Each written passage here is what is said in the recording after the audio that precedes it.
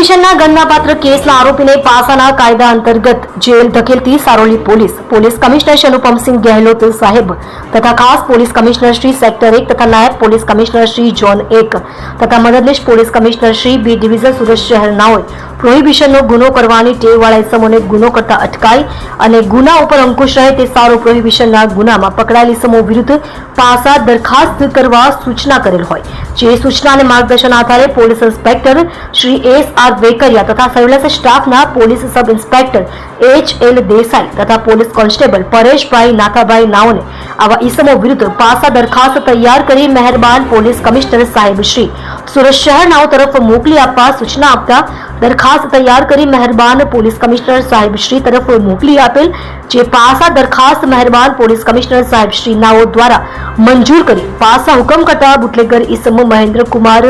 નાથુલાલજી મેવાડાની પાસા હુકમની બજવણી કરી મધ્યસ્થ જેલ અમદાવાદ ખાતે મોકલી આપી પ્રશંસનીય કામગીરી કરેલ છે.